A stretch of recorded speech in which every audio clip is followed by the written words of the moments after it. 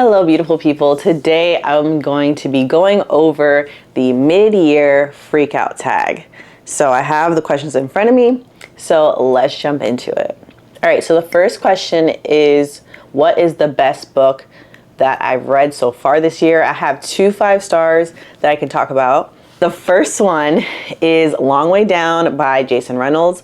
This is a young adult novel in verse that follows a young man whose older brother has passed away. He was killed in a violent act.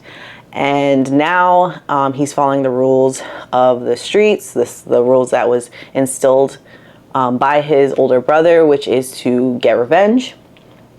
And so he's on his way to, get that revenge, and he enters an elevator.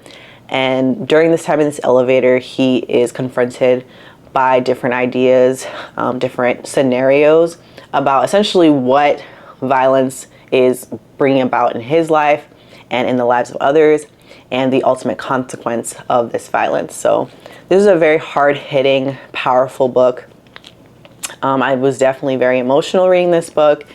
Jason Reynolds just knows what to say and to write, to really humanize people, humanize characters, and to bring you into the story and make you relate with them. So highly recommend this one if you haven't read it, and it deserves all the awards. It was really good. The next book that I have is The Frozen River by Ariel Lahone, and this is a historical mystery that is set in 1789 Maine. We're following a woman named Martha, and Martha Ballard specifically, and she was a real person, and she was the midwife in this small town within Maine. She is the midwife, but also the medical examiner, the doctor, all the things to these people in this town. And in the river, there was a body that was discovered. And so now she is on the mission to figure out what happened to this body, what happened to this person, and who did this. So I really enjoyed this story. I was back and forth when I first finished reading it to figure out, is it a 5 star? Did I really like it as much as I think I did? I was second guessing myself a little bit, but I pretty much, I really did enjoy it. And I do like to recommend this to people, especially if you're interested in some type of mystery of some sort. It was a very compelling mystery. I personally didn't see it coming, like what happened, what ended up happening in the end. So that caught me by surprise. And there's a lot of characters that are introduced in the story, but I think it only brings about more depth and intrigue to this town and to these to the layers of the plot itself. So definitely recommend it, and I really did enjoy this one. Next, best sequel that I read this year. I only read, I think, 2 sequels technically, and one of them definitely took precedent for me, and that would be Redemptor from the Ray Bear series by Jordan Ifueko. So in the Ray Bear series or duology, we meet Yari Sai, and she is a young woman who has these special abilities, but she can't really understand where they came from or how to use them. And she's kind of isolated. She's set aside in like this special house. The servants don't really deal with her that much or interact with her that often, and she's a little lonely until she is called to become part of the High Council to the heir apparent emperor. And when she meets this heir, she sees that he's really nice, he's really sweet to her, but all of a sudden this desire to destroy him comes up into her, and she doesn't really understand where that came from. She's very confused, but essentially throughout the story you see why that is. And yeah, there's a lot of intrigue that happens there, a lot of political intrigue. The world building was really beautiful. It definitely felt very fleshed out. There was a lot of history that was established and explained very well. Not so much of a didactic way, but a very expository way, if that makes sense. I love the characters in this story. Even like the side characters, they had really good backstories and backgrounds and very complex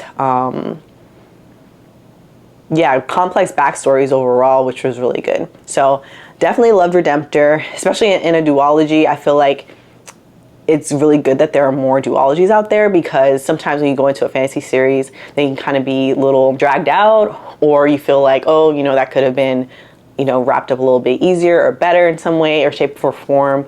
But I feel like, you know, Raybearer and Redemptor are really good books. Redemptor ended off really well.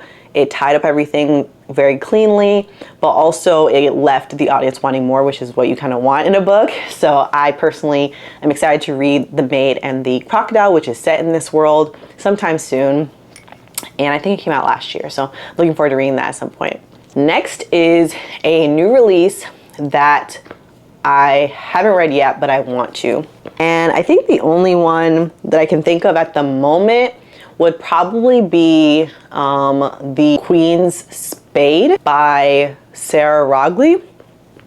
And the reason why I want to read this book is because it is a take on Sarah Forbes-Bonnetta's life. Sarah Forbes-Bonnetta was a young African princess who was taken from Nigeria, adopted by a white family, and then eventually became the goddaughter of Queen Victoria. And so it's essentially like her, but like Sarah if she became Sally, and kind of wanted to take revenge on the English Empire in some way, shape, or form. I don't know if I'm getting the synopsis right. I literally just kind of glossed over the synopsis, but I really wanted to read it because I'm interested in Sarah Forbes-Bonnetta, and I'm always excited that more media and more books are coming out that are about her life, or even some type of semblance of her life. She's a little known historical figure, and so anything like that I'm always interested in. Okay, my most anticipated read or release for the second half of the year, that would definitely be The Great Misfortune of Stella Sedgwick by S. Isabel. I'm gonna be real with you. I saw this cover and I said I have to have it. Like, I need to read this book. I just added it to my anticipated release just from the cover alone. But then also I found out that it's a historical romance, and I think it's YA. Yeah, it says, on the back of the book it says, Bridgerton meets the Davenports in this widely entertaining standalone romance following a young black woman in London's high society in the 1860s.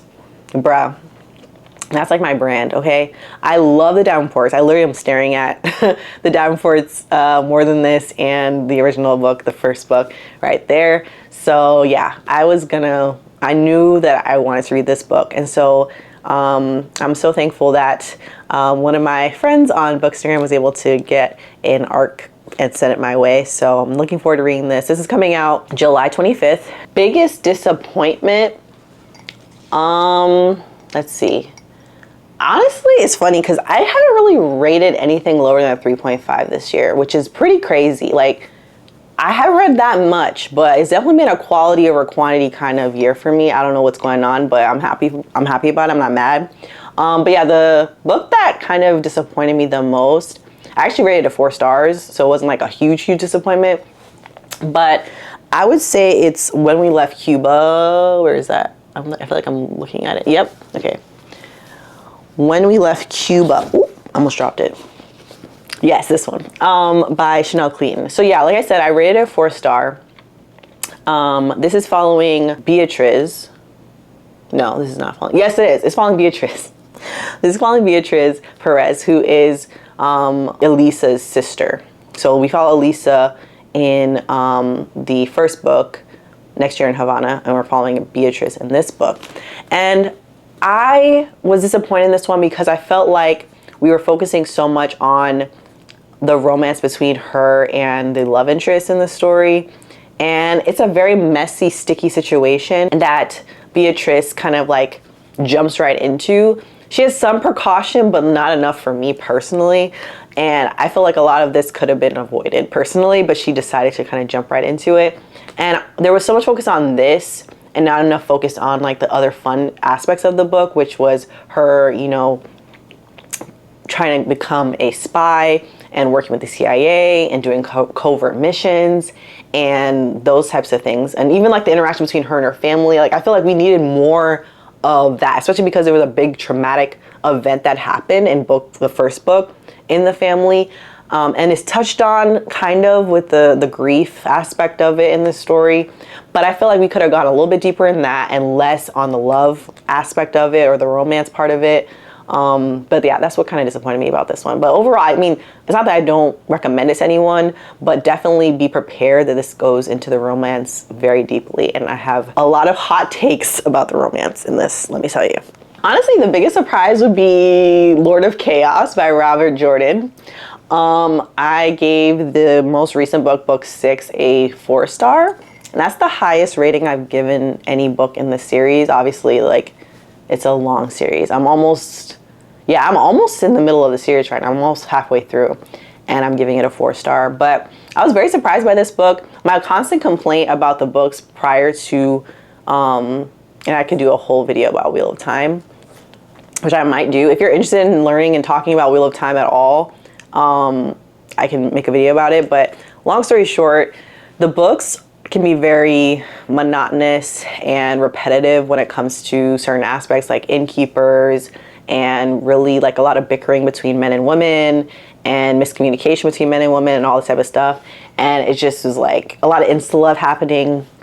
So it kind of gets grating. It kind of gets on my nerves. But in this book, in book 6, I feel like we really saw the characters come into their own. Everyone is OP. Like, everyone's overpowered. Everybody is, you know, leveled up on their skill and their abilities and their maturity level and their ability to reason and relate to people and to politic and all those types of things. And so I feel like this book was just so good. Still super long. I think the reason why I gave it a 4 and not a 5 was it was way too long. Like, the audiobook is 41 hours. But other than that, I did enjoy the story a lot. I'm looking forward to seeing where it goes next. So yeah, I would say that would be my biggest surprise. I would say my favorite new author, debut or new to me, would definitely be Jordan Ofueko. I know I talked about the book already, but I mean, I've heard of the Raybearer duology previously, and I heard that it was good, but I've heard a lot of other fantasy books hyped up a lot more. And so I was looking into this, but I was like, okay, let me see if it's really good, if it's that good. And it was really good. I feel like this book is better than a lot of other fantasy novels that I've read, in the execution, in the character choice, in the character development. And yeah, it's just not getting the praise that it should. So I definitely am, like I said, I'm looking forward to reading more from Jordan Ofueko in the future. She has The Maid and the Crocodile, which is a full-length novel, and I think she's written some like stories and other anthologies, so I'm definitely going to try to find more of her work and read it. Newest favorite character is stumping me. I don't know. I don't know. This is difficult. I don't know if I have a favorite character. No. Okay, I do have a favorite character. Just because I feel like he deserved better. My new favorite character is probably Paul from Golden Child. Where is that book? It's right here. Yes, Paul from Golden Child. This is a psychological fiction book that is set in Trinidad. We have a family, Indo-Caribbean family in rural Trinidad, and they're twin boys, Paul and Peter. Peter is the golden child in this book, and while Paul is kind of the outsider, and he's treated differently than his brother. And yeah, my heart goes out to Paul, and you will know why when you read this book. Book that made me cry. Like I said, Long Way Down was probably the closest book that made me cry.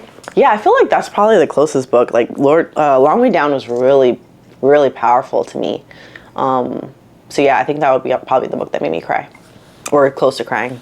Book. Oh no, that one, and probably Good Dirt was another book that probably almost made me cry because of the subject matter. So Good Dirt is following a young woman who lost her brother through violence at a very young age. It was very traumatizing. She saw it happen, and we see her years later kind of cope with a high profile breakup and kind of reinventing herself to figure out who she is, dealing with her grief, not just the loss of her brother, but also the loss of this relationship that she thought was going to be forever, and all those different aspects. So because of these subject matters, particularly about how her brother was taken from her and from their family, that was really painful. And then also because it's like a multi-generational family saga, we're seeing previous family members and ancestors who were enslaved and what they dealt with and what they went through. So very gripping, very painful.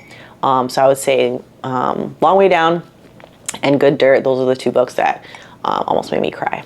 A book that made me happy, I probably should have included this in some of my favorite books of the year, which is Church Girl, which is somewhere, oh man, it's all the way up there. Hold on one second. Church Girl by Sarita T. Lyons, A Gospel Vision to Encourage and Challenge Black Christian Women. This is definitely another 5-star read for me. It's nonfiction, and it did make me happy because I think that it really encouraged me. It made me see that, you know, first and foremost, obviously our identity is found in Christ. And then also like, hey, like I didn't choose to be Black. God chose for me to be Black, and that's okay. That's great. And, you know, we can celebrate that. We can be encouraged to like love, you know, our soul music, love the things of our culture that make up our culture, and enjoy that while also serving the Lord. And even though it sounds very simple and very much like, well, duh, I think right now in today's society, sometimes that might not be as simple and clear cut. So I love the encouragement that was found in this book. And like I tabbed it really well. I'm looking forward to revisiting this in the future. So it made me happy, it made me feel encouraged, and gave me a lot of hope. So, and another book that made me happy was probably A Gamble at Sunset by Vanessa Riley. It's a historical romance book that is following a young woman who is strong-willed, and she has her own mind, she has her own desires and plans, and she stumbles into this really weird, funny situation with this young man, and she has to become like, it has to be like a fake dating situation, fake engagement situation. And so we see their dynamics and how they're falling in love with each other, but still trying to like navigate and figure out what the future will look like. She's definitely a person who always wants to have a plan. She doesn't want to just fall in love and then be left destitute. Right now, her family is currently struggling because of some mishandling of funds and money that happened by her sister's husband. And so she's definitely not up, her head's not up in the clouds. She's really trying to think clearly about who she's going to marry. She's seen what the implications of what happened with her sister, of who she chose to marry, and so she wants to make sure she's making the right decision. And I really appreciate that about her. So yeah, I had a fun experience. There was a lot of like funny, silly things that happened in this book, and it was really sweet. So definitely really enjoyed this one, and this one made me happy as well. Ooh, the most beautiful book that I've bought or received this year. So I am currently on a book buying ban that ends at the end of June. So I would say the most beautiful book that I received, you already know what it is this one. I'm so happy. This is such a beautiful book. I mean, look at the cover. I don't think you can see it without the glare, hopefully. Look at this. Look at it. Look at it. So pretty. So yeah, this is definitely the most beautiful book that I've received this year. And I don't know, maybe another book's gonna top it eventually down the line, but that's for the end of the year book tag to talk about. And then what books do I need to read by the end of the year? So obviously the book I just showed. And then I do need to read Isabel and the Rogue. I'm like looking at it right over there. I'm just gonna pull it up, hold on. Actually, let me bring my TBR card around so you can see the books that I need to read. Okay, so these are the books. You can't really see them, but I'm just gonna pull up the books as I talk about them. So I read Anna Maria and the Fox. Where is that? Yeah, I read this one, Anna Maria and the Fox, last year. Really loved it. I think I gave it 4.5. I think I might bump it up to a 4.75, honestly. It was so good. Literally the only reason why it's like less than a 5 is because there was some spice in there. It was a little bit too much spice for me. That's okay. But this is a historical romance novel that is following a young woman named Anna Maria. She is a Mexican heiress. She falls for I think it's like a he's half Black, half Scottish politician. And yeah, this is the first book 1 in the Luna Sisters series. So I need to read book 2, Isabel and the Rogue, which follows obviously Isabel. I want to read this book, and then the last book, Gabriella and the Duke, I think is what it's called. That comes out in August. So I want to read this one, and then I'm going to read Gabriella and the Duke when it comes out in August. And then I'll complete the trilogy. Oh, this one. I've had this on my shelf for so long. It's ridiculous at this point. But Peach Blossom Spring by Melissa Fu. This is a multi-generational family saga that is set in China, I believe. And we're following a family as they, I think, transition from living in China to living in the States.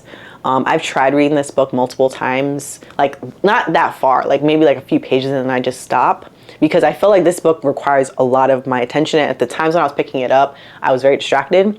But I've heard really good things about this book from people that love historical fiction as much as I do. So I can't get rid of it. I need to actually like read it. And I never felt like, oh, this book isn't good. It's more so like I don't have the brain capacity right now to focus on this because other stuff was going on. So once I have a little bit, actually I feel like now would probably be a good time. But eventually before the end of this year, I do want to read this book and finish it. The Street by Ann Petrie. Obviously the cover is beautiful, but I also wanted to read this because it has an introduction by T.R. Jones. I know that she was a very big proponent of getting, I think this was like these were lost novels from Ann Petrie, and I believe she was a Harlem Renaissance novelist. Pretty sure she was a Harlem Renaissance novelist. This is set in, I believe, 1940s Harlem. So yeah, it's a beautiful book, and it has an introduction by one of my favorite authors, so I gotta read it. Caste, The Origins of Our Discontents by Isabel Wilkerson. I absolutely love The War with Mother Sons. It's one of my favorite books of all time. So I definitely need to pick up the next book that she's written, which kind of delves deeper into the caste system that she was mentioning in War with Mother Sons. So I've heard really good things about this one as well. So I want to, you know, read it, get my thoughts, annotate, all those things.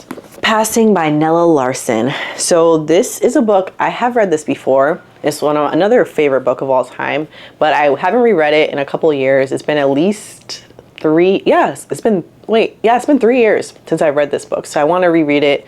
I want to do like a full-on review of this book, like a video review and probably like a digital one, I guess, on Instagram. Just to see my thoughts on it, to revisit it. And I do want to watch the adaptation. Probably after I read the book, I want to watch the adaptation on Netflix. So yeah. Yeah, that was the tag. I definitely encourage you, whoever is watching this right now, you're tagged. Consider yourself tagged, you're it. Go ahead and, you know, if you don't want to make a video, that's fine. Go ahead and let me know in the comments below what your answers are. I really am curious. Like, I want to know the answers to these questions that you have. And thank you so much for watching this video. If you enjoyed the video, go ahead and like the video. If you want to subscribe and join the fam, go ahead and do it. Do it right now. Go ahead. And I will see you in the next one. Take care.